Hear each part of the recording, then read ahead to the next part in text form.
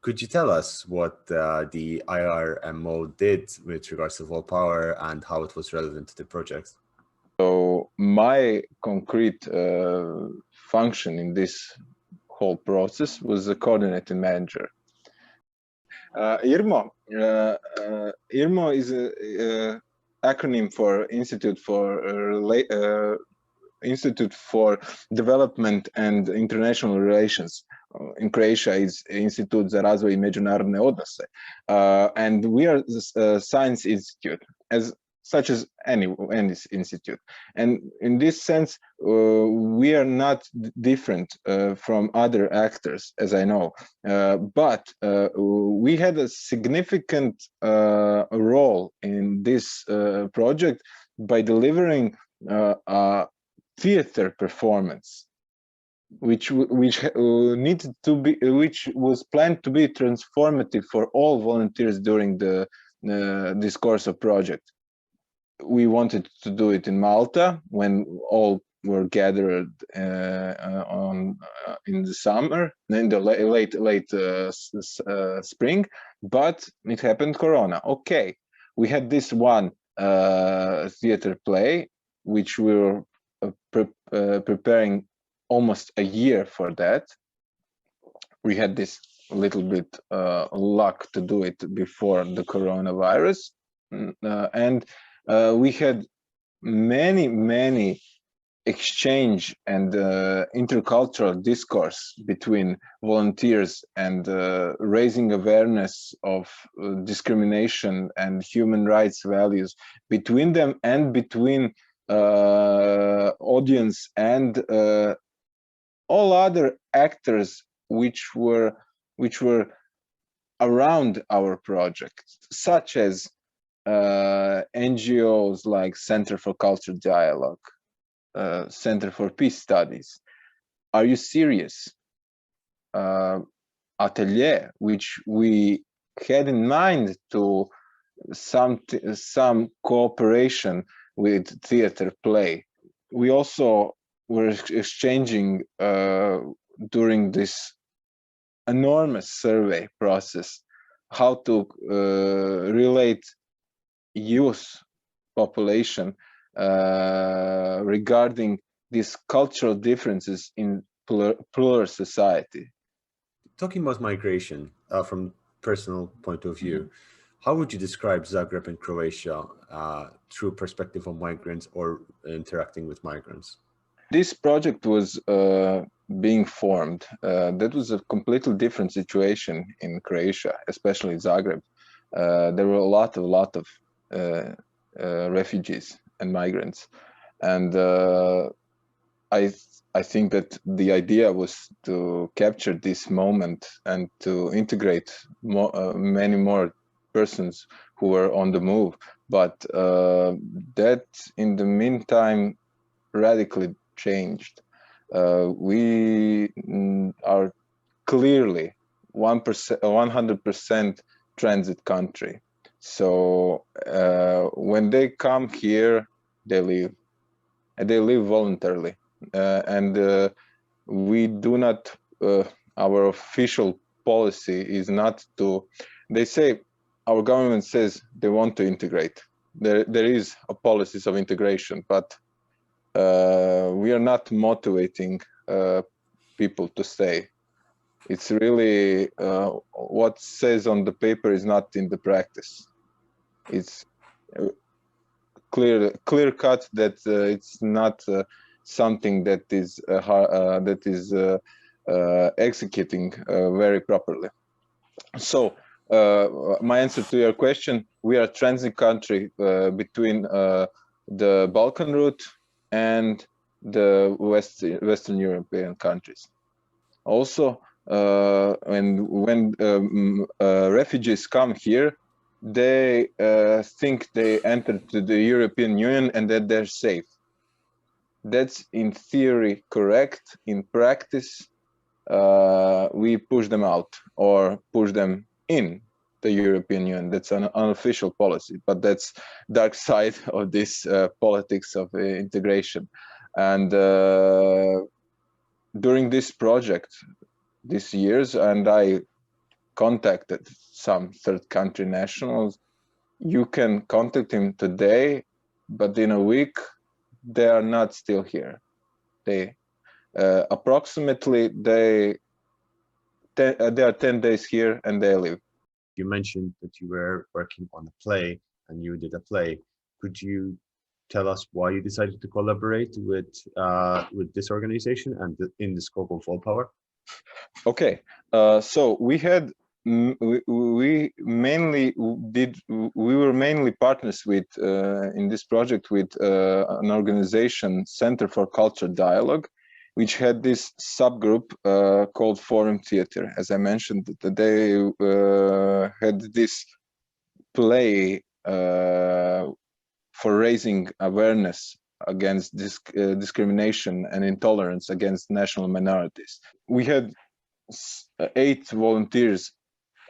One went to Turkey in the meantime, which were absolutely wonderful and great. So when this coronavirus pandemic happened, yes, they were sad and disappointed, but they still had this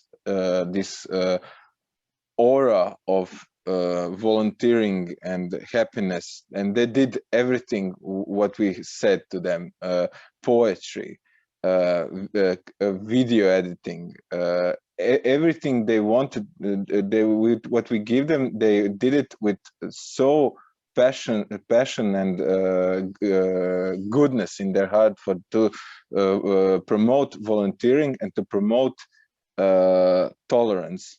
Our volunteers are between 19 and 23 years old,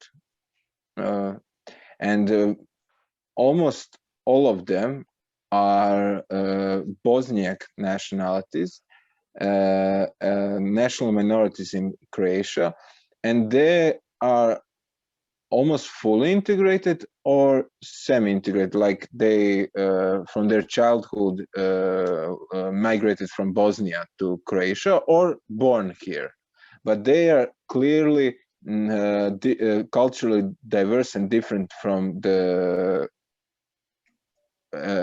ethnic majority, national majority here, and they are all practicing Islam. Most of them know each other, but they are compact group and a cheerful group because they have same issues, same problems: youth, Muslim, and dealing with this discrimination. This forum theater, it's a well-known form in art, in theater art, and it is about raising awareness of everyday inequalities and prejudice and intolerance and discrimination. And in this particular situation with our group, Forum Theater, they were raising awareness about Islamophobia. Most of them, almost all of them, I believe, I know that they are from Bosnia. They're Bosniaks. They're national minorities in Croatia, and most of them didn't have any discrimination here. But when this terrorist attack happened in France, in Europe, and this migration crisis, refugee crisis, some of their friends experienced discrimination as like equation as Islam is a terrorist religion, or you are all terrorists, etc. All very known, those prejudice, and they tried through this theater to display to raise awareness of these problems, which some of them and their friends and other circles are experience in every day. And when they were performing those plays, some of them opened up, cried, had a leash of their emotions, and tell their stories, which was stories of trauma. The intention was first to do it in the mosque, and we did it in the February, but we wanted to do it outside. We had a plan to do it in high schools, in common public high schools. We tend to do it in Slovenia, as you know. We tend to do it in Malta, but that darn COVID-19 all ruined it. So I intentionally didn't say, okay, we can say it happened in mosque, but that was their comfort space to do it first, because what's the use of the play to do it for the audience which already knows this discrimination? But that was their first live performance. The second part was to do it to perform this on the to audience which is not aware of this, as I'm not aware of this everyday practice, and it was amazing. It was just eye-opening. That was the one of the best plays I ever watched. Really, because it was disturbing and funny in the same way.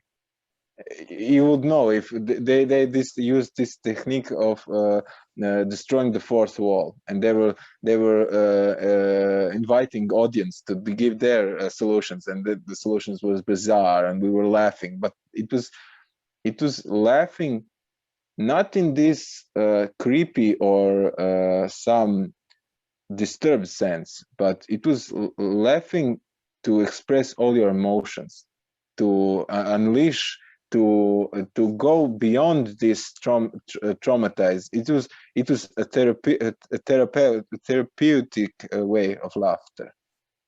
It was opening. It was catharsis. When they opened up and performed as an oppressor or defender of the oppressed, they immediately, in this interaction, communication, and after the play and during the play and during the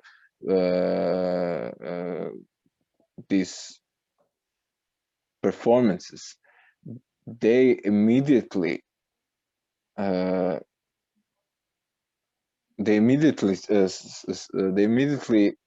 train their capabilities to react on this prejudice, to defend the oppressed, to counteract these inequalities. And when I interviewed them afterwards, after the performance, after this long year, they said, "Now I'm a stronger personality," and that's significant. I'm a stronger personality. I can now clearly say what I'm for, what I'm against, and how to defend. The artistic approach is to raise conscience in the audience that there is many problematic scenes in our everyday life, which we must not turn our heads around. Yes, they may be difficult. They may be unresolved in that point of time, but we must not turn our heads. It's like in this scene in the play. We are in a bus, and one guy turns to this woman who is wearing a hijab, and he starts to molest her, harass her, and some passengers are turning their heads, and also a driver turns a head around. It doesn't matter, he's still driving. and then the scene stops and says to the audience, what would you do? What is the best approach? And then the audience says, you have to stop, you have to do this, you have to do it. And then the oppressor, when you do this alternative way, what would you do? Then the oppressor delivers and exposes that your conclusion, your scene, what you want to do is not enough. Then the oppressor says, I'm more powerful, and then he shows you how he's more powerful, how this is an unresolved scene. And the main message of the play is not to resolve these scenes, but to be aware that there are problems in the society.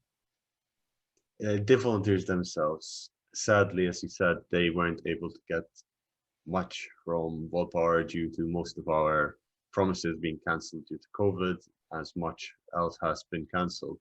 However, do you feel that they became better part of the community? Do you feel that they learn to appreciate more what they contribute and how they contribute to the community? Absolutely. When I interviewed them in the second round, I didn't interview them in the first round. In the meantime, I entered into the Volpower project. Eva interviewed them in first, and I analyzed her interviews on my luck. And when I analyzed the first round and compared it with the second round, you see it's almost a year difference, and you see this change. You see that they have this warmth and happiness when they talk about Volpower project. They learn new skills. They made friendships. They raised some conscience.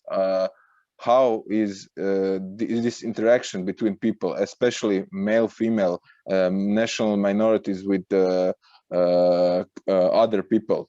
How this is dynamic? How can you help to prevent discrimination? How can you help someone to become conscious of these everyday inequalities? Because of this moment of engagement, to build up as a person, as a personality, if you prove to one person that you can achieve some skills, capabilities, you can perform, and you can deal with your fears, you are Superman.